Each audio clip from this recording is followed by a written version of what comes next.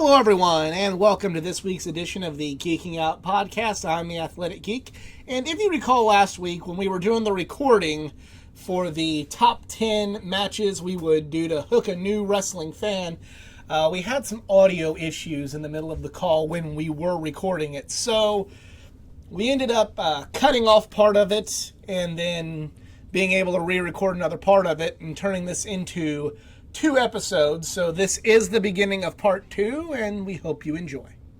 So my number 5 match is, well, it's 3 matches. It's the Flair versus Steamboat trilogy from '89, which we already kind of discussed. My personal favorite is the 2 out of 3 falls match from Clash of Champions. I realized this wasn't Steamboat's crowning glory moment. I thought that was Wrestle War, was the 2 out of 3 falls.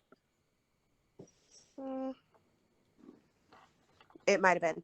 Yeah. Quick Google search. But it's the 2 out of 3 falls match. Either way, that is... Nope, it is Clash of the Champions. That was Clash. So Wrestle War was the third match where Flair won the title back. Okay. Yes. So it's Chi-Town Rumble. Chi-Town Rumble, then Chi-Town Rumble, Clash of the Champions, Wrestle War, and then Wrestle War. Okay. And then Wrestle War. Yeah, Clash was the one with it was the one with the Flair was underneath the ropes. And yes, it was the 2 out of 3 falls match. It's my personal favorite, but I understand that it's probably long and dated. This was obviously this is in early '89. I am an infant. I do not remember my first viewing of this match, but I do remember viewing this match often as a child. This was my introduction to wrestling. Ricky Steamboat is my dude. If that has not been clear or said in the past, he's the dude for me. He's my number 1 of all time. And I thought Jeff Daniels was the dude. Ricky Starks is my dude. But Steamboat is the wrestler for me. He was the one I rooted for through a good majority of my early childhood. So this was my big introduction to wrestling. This was me learning and understanding about wrestling. So I think that kind of plays into why it becomes very important for me to introduce new wrestling fans to it, because this was my introduction to it. But later, we will discuss where the wrestling fever really hooked me and where this became a true must-see thing for me every week. But more on that later. Okay. So my number 5 is... I went with Stone Cold Steve Austin versus The Rock from WrestleMania X7. I would put the whole pay-per-view, but as I kind of like... The reason I didn't was for reasons noted earlier. Just don't know if like the whole pay-per-view would be too much at once. So if I had to pick just one thing, I'd go with this. Or if I had to pick, but do like WrestleMania 10 and do like the small snippets, it would be TLC,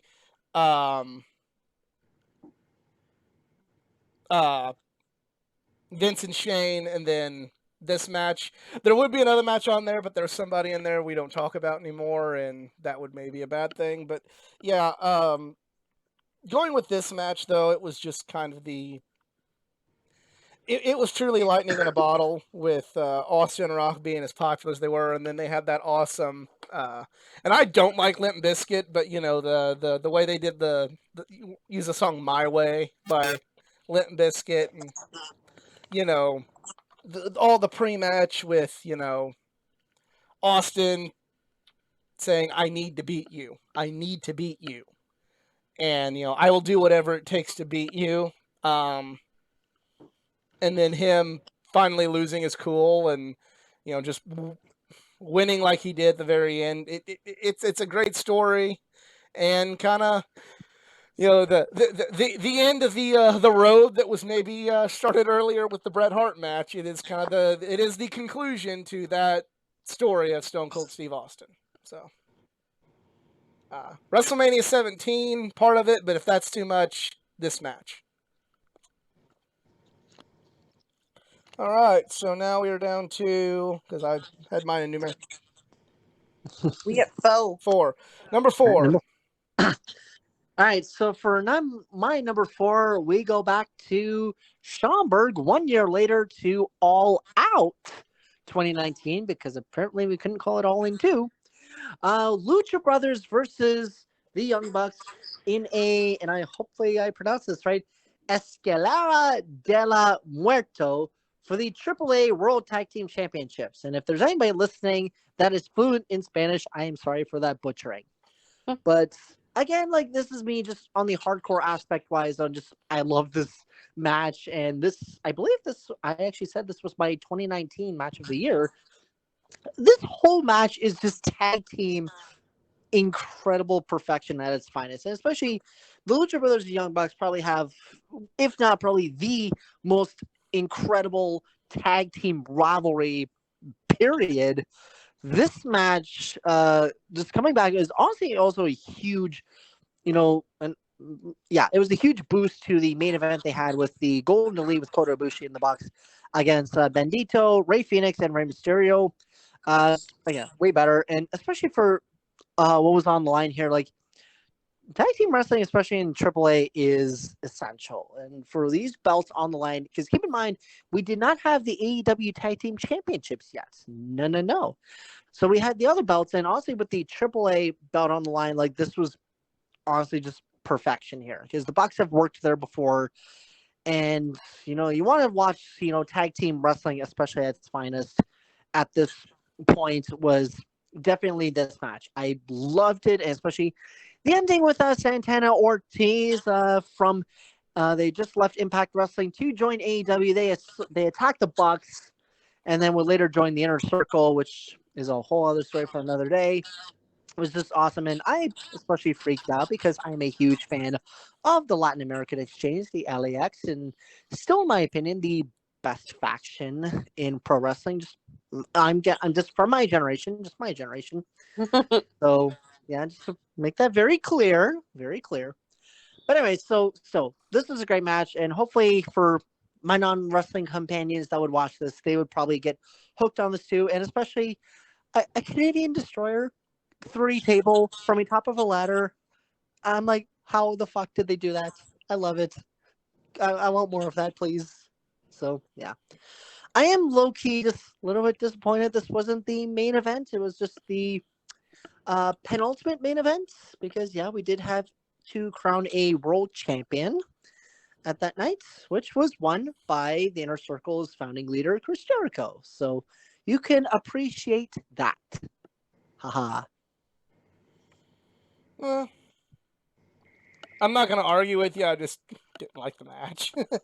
This is my opinion. I didn't like this match at All right, all. I do have one tag team match that is just a regular match. So all right. Okay. So I'm not gonna like, you've already said it twice. I can't put any like well thought out like concern on it. My only concern is I hated this match, but I like the pacing of it. Like, that's like why I hated it. Loved with it. But that is not for a newbie to decide. That is for an experienced wrestling conversation. Because you're just a fucking mark. Exactly.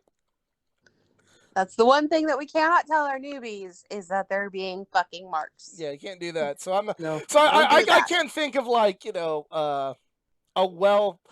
can't think of like a well thought out of a newbie argument. I can think of like why I didn't like this match is like someone that watches a lot of wrestling has a YouTube channel about it. That's that I can do, but so I'm not going to bring that up. But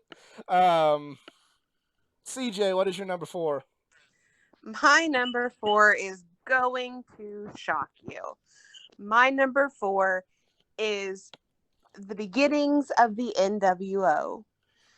I'm getting into moments now because I think that moments make the matches better. And I think that moments are what really hook us into being wrestling fans. It's what we watch for, the angles, the storylines that lead into these big matches. And I think that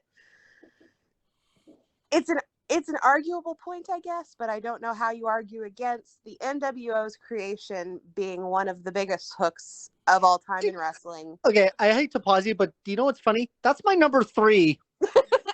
That's literally my number 3. Outsiders against Savage, Sting, and Luger. Mm-hmm. And very specific, like the very first night the Outsiders really show up and all the chaos is happening.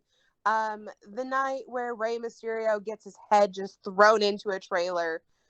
The imagery of just the chaos at the end of that Nitro is unforgettable. And the only thing that kind of puts a damper for it, for me, which is why it's kind of lower on the list of moments, is that they had to involve fucking Hogan. And if there's one guy that's not my guy, it's Hogan. And I'm sorry. I'm not sorry. Not even Brooke Hogan? Not even Brooke. Geek can attest. I have nothing for the dude. This is probably the most kudos he's ever going to get from me. This was probably a good call to turn the guy because he wasn't getting great reactions as babyface, a good guy. Something that me and Easy are noting on our journey through WCW right now. Yeah, he wasn't getting great reactions, so something needed to happen, and it's the unthinkable thing because Hogan was pretty famous for never that doesn't work for me, brother. So it's surprising that it happened. It's surprising that Hogan becomes the third man and really changes the entire landscape of wrestling. Obviously, there's a lot in between point A and point B, just from the start of the NWO. I would probably find some kind of snippets on YouTube to show, or maybe a YouTube video or some kind of video, like old tape, to show a newbie all of the highlight packages from this. But I would also show them the Monday Night War documentary. Like, don't show just to give them a background. I wouldn't show them. I wouldn't show them that documentary because there's way too much. There is way too much WWE grandstanding to not give a true, accurate portrayal. It is like literally, oh man, they're hurt. What underhanded stuff are they doing to us? And then like freaking, hearing like Gerald Briscoe be like, you came after us and we kicked your butt. Mr. McMahon kicked your ass. And it's just like, that would turn me off as a fan, just listening to like all the grandstanding and like, the epitome of like something you're seeing in the news right now is, a company under turmoil because their owner paid hush money to keep his affairs on his wife a secret. And then you listen to like the Monday Night War documentary of like, they tried to hurt Mr. McMahon's company, and just like I wouldn't advise showing anybody that because I'd be like, wait a minute. Show them the billionaire Ted footage. It's fine. Yeah.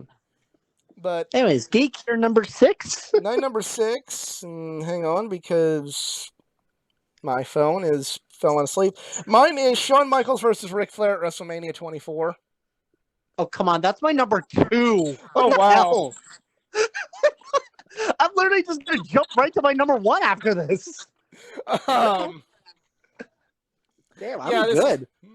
This is just like it's just a great story. The one hype package will tell you all you need to know. It establishes that Ric Flair is arguably the greatest wrestler of all time and what he means to wrestling, what he means to wrestlers, including Shawn Michaels, and the influence that he had, and how so many people, including Shawn Michaels, became wrestlers because of Ric Flair. They showed the stipulation being put in place of, you were great, but, you can only keep wrestling here as long as you don't lose, because, establishes that whole story. And then, Ric Flair saying like, hey, I want to wrestle you at WrestleMania. And, Shawn like being hesitant, and Flair obviously taking that personally because he's like, what makes you think you're going to win? So the old Yeller is also what got me. It's like, yeah. Everybody loved that dog, but then they realized that eventually they had to take it out back and shoot it, and that was also. I don't mean to play technicality here, but wasn't there a tag match they did the night before, well, the week of WrestleMania that they lost? The stipulation was only singles matches. Okay, singles match. Okay, because I remember I thought Flair and Michaels teamed up against, I think, Orton and someone. I don't know, remember, but yeah, it was only for singles matches for Flair, where if he lost, okay. he was out. Because But that honestly got me hooked onto watching Raw leading up to Mania. Was any match that he's fighting him, right? Is he gonna lose? So yep. again, I was a youth. What do you expect? Oh no, I mean they had like so many where I'm like, hey, I even bought into oh, he's wrestling Orton. Is this the one? Oh, he's wrestling MVP, and is this the one? So they do the match. The match was a celebration of what made Ric Flair great. A match was a celebration of what made Shawn Michaels great, and then the very end where Shawn's being the fact that he loves Ric Flair is hesitant to throw that final super kick, and Flair's just he's like ask for it, finish me off the right way. And it's cliche now, and everybody makes fun of it, especially since now here on the old interwebs, it's really makes you a cool person to dunk on Shawn Michaels. But I'm sorry, rise of social media too. yeah, I'm sorry, I love you, and then just kind of the very very real emotion after that match ends is it's something to behold, and it's like something that CJ referred to, her coworker saying, "Oh, that fake stuff you watch," but that's hard to fake. Yeah, right? That's some real stuff right there, yeah. And like people can feel that emotion, and even the 30 for 30 gave it some great emotion too, about Nate. You may not like the guy as much after watching that 30 for 30, but yes, that is true. That is true. Putting aside all the other stuff too, but no, but we're not discounting what he did was right and wrong. Right. When they're talking about Mania 24, Flair's talking about just his emotions going in. Same with Shawn. Everyone at WWE just watching this, it put us all through a lot of goddamn emotions to this. Yeah, absolutely. And I definitely would have been bawling my eyes out, if I actually saw this in a theater, if I was hoping to see it. But Mom wouldn't let me. Unfortunately, it's just yeah. Unfortunately, he didn't just let that be the last moment, but that's not what we're here to talk about today. Yeah. All right, so since we've already gotten both EZs out, CJ, what's your number 3? I still want to explain. I still have a story too. You have the forum to explain. I have a story. It was your stories. I want to say my background too. So don't worry. Okay. I'll make it real quick though. So obviously with number 3, CJ explained it best with the buildup of the NWO. And especially for my argument is you may not watch pro wrestling regularly like we do, but you definitely do know the name Hulk Hogan. And with the Bash at the Beach tag match at the end, it's the match itself, it was still pretty interesting, but it's the moment when you see Hulk Hogan coming out saying, "Oh, he's gonna help out, his brother in because it's Hulk Hogan, whoop-de-doop-de-doo," and then you see him let up Savage, and everyone's losing their minds, what? He's the third member, and yeah, the rest they say is history with the NWO, cutting, the promo with Mean Gene, everyone just trying to throw everything that they could find at him, making it look like your typical night at ECW. It was just brilliant. And then with Shawn Michaels, so Ric Flair, that's my number 2, is definitely just the emotional aspect on this whole match from start to finish is insane. I also love the tribute video they did with Fuel's Leave the Memories Alone, which I wanted to learn that on guitar at the time. And it's also a great song too. But just that whole match itself, Geek said it best as well. It's just the emotional perspective of this whole match. It's almost like borderline to when I talked earlier about Cody and Dustin, except nobody's careers were on the line, but it was still a match that's I don't want to, but, I have to, for my own sake. It's kind of one of those, and this just through 3 and 2. This just kind of dawned on me with when it comes to that match. When you're a kid and you dream of being an athlete of any kind, and you dream of one day being able to, maybe play your hero, Especially imagine that this for anyone who was at Mania 24, if they brought their kid, this was probably their very first WrestleMania, and they just witnessed, someone that, whoever they're with, they idolized them when they were younger. So it's But just like, it's like, not necessarily passing the torch, but like kind of introducing them to what was. but it's like, kind of think about like if somebody my age, grew up, wanting to play football, and then they had to play, they have to play Tom Brady or Peyton Manning or Aaron Rodgers in a game, and like especially like if you're, kind of, now, okay, like you're on one hand, like you're excited to get to play the person that inspired you, but then like hey, I got to be maybe the one that sends my hero out with a loss. And knowing Brady, he's going to continue playing at a point where Sting can still leap off from the stage in his 80s. Probably, but like it kind of, sorry, CJ. It's kind of one of Not happy with those. either of those things.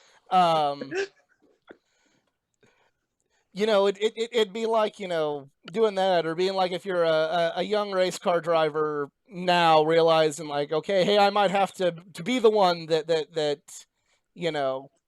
keeps Elio from winning 5 Indy 500s, or I might have to keep,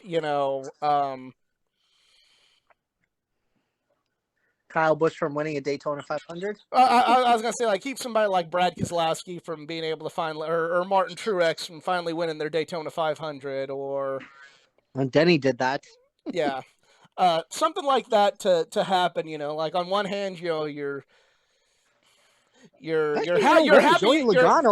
Joey Logano prevented Brad Keselowski from winning the 500. You grew up, you're looking up to these people, and then eventually, you have to win, and then you kind of get that bittersweet feeling of, hey, I got the thing I need to do. Sean won it, Sean beat his hero at WrestleMania, but that's the end. Hey, I got to win the Indy 500, but I had to block my favorite driver growing up from being able to do it, or I had to block I'm still pissed at Ryan Hunter-Reay for doing that. Yeah, but bad memories. Yeah, so like that's just, that's the real emotion you can get to is, hey, sometimes you dream of playing, competing against your heroes, but you may also have to be the one that, breaks your hero's heart. So from that, we go to number 3. We go number 3 for CJ. Okay, number 3 for me is Daniel Bryan's WWE Championship chase. That's my number 2. Hey, okay, so early. We'll talk about this one here. Yeah, I kind of just included from July to WrestleMania. Again, it's kind of a snippet thing. We're obviously not going to watch all of it, but snippet, the B+ player, the trials, the matches won, all, not all the matches. I believe, was it a gauntlet match that he had to do to get to WrestleMania? Doing that, obviously watching the WrestleMania match for the ultimate payoff. And the Triple H match at WrestleMania. Yeah. Let's say you wouldn't show them SummerSlam? Or is that I'd start with SummerSlam. So I'd start like in July. See, for me, I would just show the WrestleMania because they do a good enough like video package before do the Triple H and then the Triple Threat. Because they do a good enough video package of just explaining everything. Yeah, there might be a couple of things that I would include that they didn't. But I'd have to go back and rewatch the whole thing in its entirety. And we don't get paid enough for that. So donate to the Patreon. Yeah, donate on Patreon so I can pay them.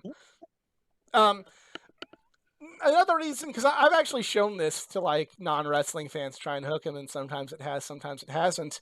For me, everybody relates to, not being appreciated, or your boss not, having a job where maybe your boss doesn't look at you favorably for whatever reason. And while, yes, the best boss versus employee storyline is Austin and McMahon, Austin was such like a bigger than life character that we live vicariously through, because he got to do everything that we want to do. He got to beat up his boss and got to, you know, fill his boss's car up with cement and, you know, get the control of the company out from under his nose and fill his office with cow shit and, you know, all these things were like, yeah, I'd love to do that to that piece of shit I work for or whatever, you know, if you have a boss you don't like. But the reason that, in my opinion, the Brian story is more relatable is, you know, Brian got, you know, they found ways to shaft him that he couldn't get around. Like, Austin always found a way to get around it, but, you know, in real life, we don't get to get around it. If our boss doesn't like us or likes other people better, we, more often than not, just got to sit down and eat the shit until we can find a new job or you know, whatever. So, in Brian's story, he had to sit down and take it, you know, and you really, like, he'd come close and then get taken away from him because, you know, similar to real life, like, that's just what happens, you know, being told you're just not the guy we want, you know, not being told, like, you know, you're a disgrace to the company, you know, because most bosses don't go that far, at least in my experience, but they sit down and tell you, hey, we're not going to promote you because, you know, we like people like this and you're like this, and we're not going to, you know, you're not going to get that raise, you're not going to get that bonus, you're not going to get this new position, and, you know, you just kind of have to sit down and stew, and then eventually, you know, hopefully one day you rise up. Brian's rise felt a little bit more based in reality, to where I feel like it's more relatable for people now, because, you know, they didn't get to stun their boss. They didn't get to, you know, drive a beer truck to work and spray their boss down. They just have to take it and hopefully one day just rise above. And Brian did. And, you know, it's a more reality-based way of doing it to me. With the help of the people. I think Yeah, with the help of the people being so behind Brian is also yes. a really big part of that story, where, you know, this is in a time where everybody's in on it. Everybody knows it's fake. The storylines, the match outcomes, everything's predicted. And you have these swarms of people every week just thoroughly behind him. And they play into the storyline that's really kind of based in the reality of how people saw him, especially in that company. And just the sheer will of the people got him into the position that he got to. And I think that even for someone who isn't completely in on it like we are, I think that that's obviously visible in the promos and in everything. Like, no matter what really got put in front of him, ultimately the will of the people got him through that. Yes. Yep. So you did number 2. EZ did number 2. So I need to do number 2, or you need well, to I'm do gonna your do number 3. I'm gonna do my number 3, which yeah, is, I already did my 3 and 2, so yeah. I'm just waiting for you guys at the honorable mention. Mine is both Undertaker and Shawn Michaels WrestleMania matches, because I feel like they kind of it's like watching a movie. It's like It does go hand in hand. They go so hand in hand, and, like, you know, it's kind of the time it'd take to watch both those matches is the time it'd be like, hey, watch one movie.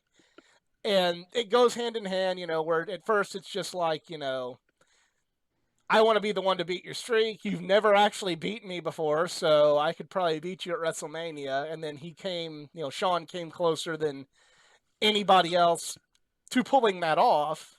And then from there, it just grows into like an obsession with Shawn, where, like, it drives him off, you know, he goes off the deep end, and, you know, when he realizes he can't get that, he just goes crazy, and, you know, to the point to where he's like, if I can't beat you, I'll never wrestle again.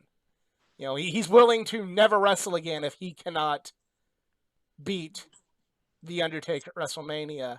And then, much like the Ric Flair match, you know, that last match was a celebration of everything that made Shawn Michaels, you know. Other than the Saudi match, you know, which I really wish would have been the final one, which We don't talk about. we don't that talk match. about the Saudi match.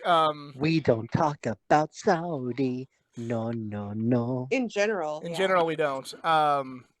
You know, this was, you know, you see so many of your favorites hold on, especially in wrestling, hold on past their prime. And for Shawn to just kind of be like, nope, that's it, I'm good, for the longest time, not talking about, you know, what we don't talk about. It was a fitting in for a great career. And yeah, it was just such a good story. And I feel like those matches could get somebody interested in pro wrestling. So now we go to our honorable mentions. No, I still have a number 2. You still have number 2? What's number 2? What's number 2? My number 2 is Eddie Guerrero's championship win at No Way Out in 2004. That's my honorable mention. Sorry. I loved this Eddie. And I think just watching the match with him and Brock and watching the video package before will do it. But I would really, really lean into playing very specifically the Addiction promo. Because in 2004, I am a freshman in high school. I am moody. And I am just being beat down by life. So I'm not that into wrestling. And damn, did Eddie Guerrero not get me sucked right back into this? This was a big thing for me, and this kind of really cemented Eddie as being one of my all-time favorites. That promo, that fire that he gives to that, and then just the match was great. The ending with another person that's very unfortunately not who we're going to talk about. He and Eddie together at the end of the night, both with championship gold, was a fantastic last image. For about another 3 years, and now it's cringy. But I think Eddie in a vacuum without the cringiness of that ending meant a lot. You can tell in the promo, you can tell in the match how much it meant to him, how much wrestling meant to him. He poured his heart and soul into all of that, and it deeply shows. And so that's why I think it's a great thing to show a new person. Very good. All right, so now it's time for honorable mentions. Now you can go to honorable mentions. Easy. Okay. Okay, sorry. Okay, so I took guess on it. I'm just kidding. All right, so I have some honorable mentions and also just a dishonorable mention because this is my list. I can do what I want. Honorable mentions: ECW One Night Stand 2005. Just WWE pulling off the show to just celebrate, in a way, like celebrate the legacy that ECW was, and for Paul Heyman to do probably one of the best promos and one of my personal favorites too on ripping off everyone on WWE. The whole show is just amazing for what it was, because I never grew up with ECW, but just if watching this pay-per-view is something amazing, and also for the entire God, where was it they were at again? It was like the something ballroom. Hammerstein. Hammerstein Ballroom, yes. Having the whole Hammerstein Ballroom singing Enter Sandman is also beautiful. Also, I almost wanted to say the whole rivalry of Kenny Omega versus Okada. It just, whichever one you want to pick, just go with it because they always make a great match.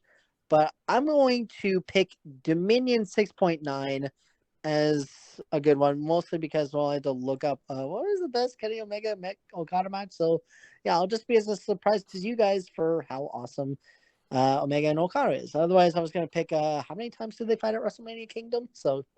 Wrestle Kingdom. Okay, now I just pissed off the entire country of Japan. Brody Lee, A Celebration of Life. This one's actually on me because I completely forgot just how beautiful and touching this moment was. For anyone who has probably saw the Eddie Guerrero tribute show, is also just a tearjerker, and Raw is Owen as well. But yeah, the Brody Lee Celebration of Life was just beautiful, and I'm so pissed. How did I not put this on my list? And then Eddie and Brock, No Way Out 2003, is Eddie finally getting a long-awaited WWE Championship, and sadly would be the only time until his untimely passing. And if he was still with us, he'd definitely have been a multi-time champion and just a true amazing legend. Now, as a dishonorable mention, this is mostly just to show newbies this is how you don't book a wrestling show, and that would be Heroes of Wrestling. So if you're a drinker, have fun with that because it is bad. I almost wanted to jokingly call it my number one just to see your reactions. But yeah, that's just honorable mention to Heroes of Wrestling. That's how you don't book a show with legends way past their prime. And it's not just sad, but it's bad. All right, CJ. Yeah, I want to throw in something. So my honorable mentions, I didn't put a lot. Cody and Dustin was on my honorable mention. Cody also made my honorable mention a second time because, as I said before, there's been several times when I've been asked about the dude with the neck tattoo. And the fire table spot in the match with Andrade was one of them. That seems to get a pretty good reaction with newbies. We didn't watch the whole match. We just watched the fire table spot. It was incredibly dumb. They seem to really like the incredibly dumb stuff that Cody does from time to time. So that's on my honorable mention. My other is the Walter versus Dragunov match, number 2, because that is one of my favorites. And he's still Walter to us, damn it. He was Walter in the match. He is Walter on the list. We won't talk about Gunter when we watch it. Gunther is German or Austrian, I don't know. Sorry, your list. No, it's one of my favorite matches. I think it's a really good illustration of, look, this shit might be fake, but it can still hurt. But it wasn't quite good enough to make the whole list. So those are my honorable mentions. Okay, so I have like enough that would be like. Also, why I kept it to 3. So Flair versus Sting, Clash of the Champions, the time limit draw that made Sting a star. Brett and Mr. Perfect, SummerSlam 91. Bulldog and Brett, SummerSlam 92. Shawn versus Diesel, In Your House, Good Friends, Better Enemies. Shawn versus Mankind, In Your House, Mind Games. Shawn versus Taker, Bad Blood. Taker versus Mankind, Hell in a Cell. The SummerSlam 98 Intercontinental and WWF title matches, the Rock and Triple H for the Intercontinental title in the ladder match, and then Undertaker and Stone Cold for the WWF title. Is that the match that was on one of the old WWE intro cards? Triple H is holding 2 belts at the same time? No, that was when he won the Undisputed title from Jericho. Okay. Never mind. Rock versus Angle versus Triple H at SummerSlam, because it just had like a real... It's got a good wrestling mixed with the good like soap opera storyline, with the love triangle with Triple H, Kurt, and Stephanie. And everybody loves Dwayne Johnson now. Rock Hogan, Mania 18. Brock Angle, Mania 19. The Eddie Guerrero matches from No Way Out and WrestleMania in 2004. Bryan Danielson versus Nigel McGuinness from ROH Unified. Just a real hard-hitting struggle. Good story there that becomes the lone independent outing on my list. AJ versus Cena at SummerSlam 2016. Lesnar versus AJ and Lesnar versus Bryan from Survivor Series 2017-2018. Cody and Aldis at All In. Cody and Dustin Double or Nothing 2019. Bianca Belair versus Becky Lynch at WrestleMania 38. Gunther versus Sheamus from recently at Clash at the Castle. And the last one is the 10 Pounds of Gold series that was on YouTube when Billy Corgan first bought the NWA. Just like, it's not wrestling, but like, it was just, it clipped wrestling and it brought in real life stuff. And, if you're not really hooked by watching wrestling, maybe this could, from just wrestling on itself, you see something like this, it could help you understand wrestling and the stories, and then maybe that will help you like all of it better. So now we have number 1. Easy, you're first. All right, so initially I wanted to put one match from this on the list, but then just looking over everything, this whole pay-per-view from start to finish is honestly what got me first introduced and followed NXT for a while. And also the first time I watched something on the WWE network before we had a glorious Peacock is NXT TakeOver New Orleans. This is what I believe is the one pay-per-view that every match was beautiful. It was perfect. I'm not counting the pre-show matches because that's whatever, but every match was perfect from start to finish. Like, you had the ladder match for the inaugural NXT North American Championship between Adam Cole, EC3, Killian Dane, Ricochet, and two gentlemen that we're not going to even bother mentioning because, hold on, a story for another day. But Adam Cole just winning it, just completely still putting himself over with everyone in the crowd, and especially with four of the greatest words in pro wrestling, or well, 3 if you're counting it, is Adam Cole, baby. So, but more on him later.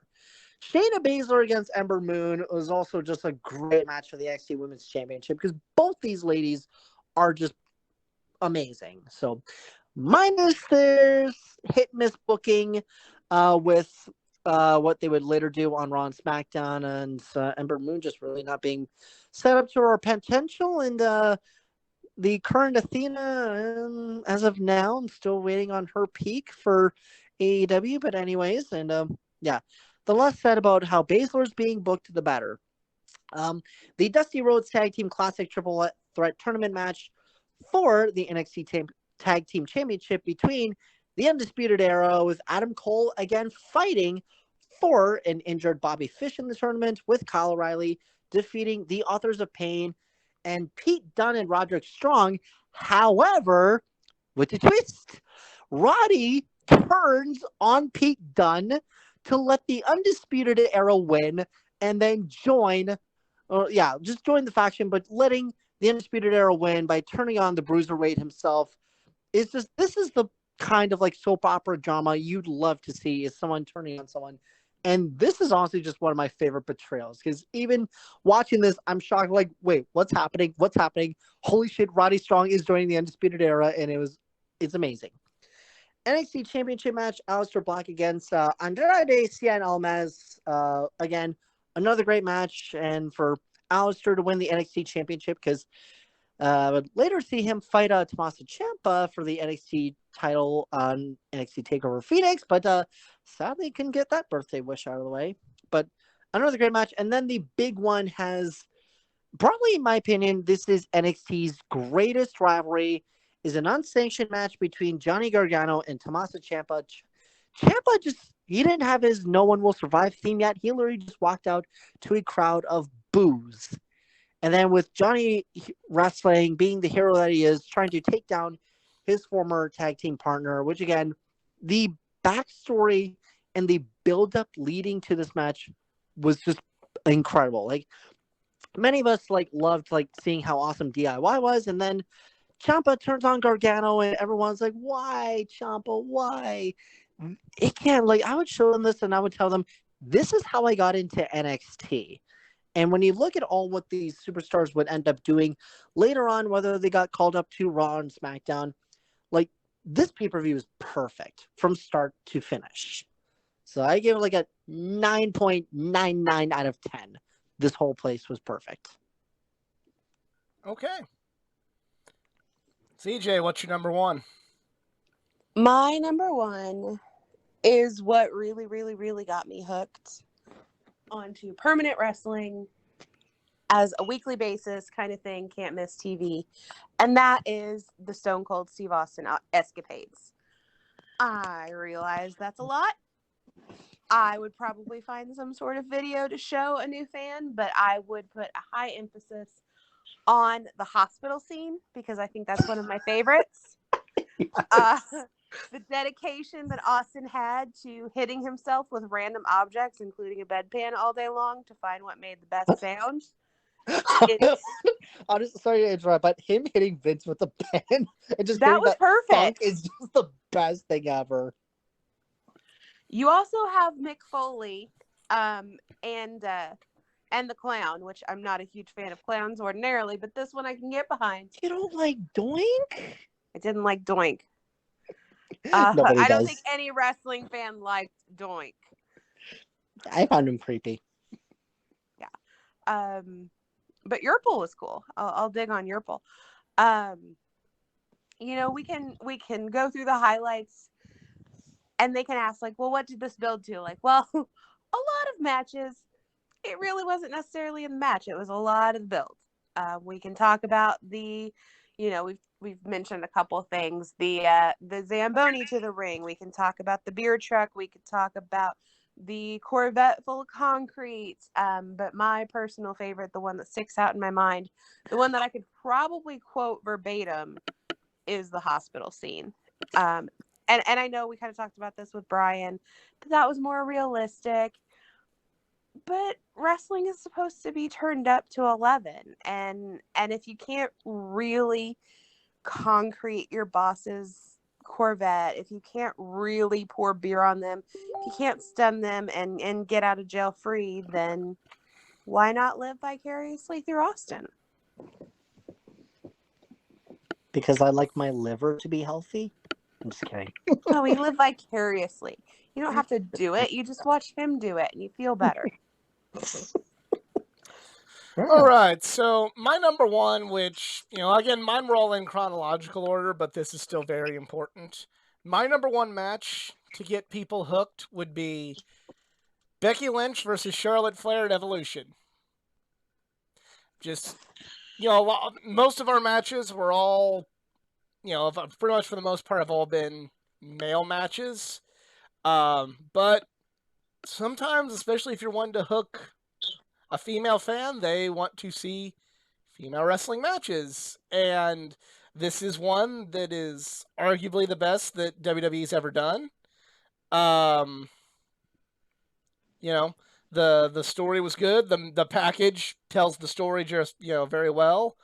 And yeah, just if we can maybe hook people with all the other matches, but like if you're trying to hook a new female to watch it, maybe they want to see somebody that they relate to, and I feel like maybe, I can't speak for their gender, but I feel like if you wanted to hook somebody who wanted to feel represented, this would be the match to do it. Just great match. Becky was on the rise of becoming the man, and it was just a match was good, told a good story, and it wasn't degrading to a gender like a lot of the matches that we saw during the Attitude Era. So that is my my final match, I guess. And that is pretty much it. Thank you all for tuning in. Sorry about all the technical snafus. I think that's why this got split up into two parts. So, yeah, we appreciate everybody for joining us. And if you're one of the people that subscribe not for wrestling content, feel free to check out any of our suggestions. And if you enjoyed, please like, share, and subscribe for more content. And we'll see you next time.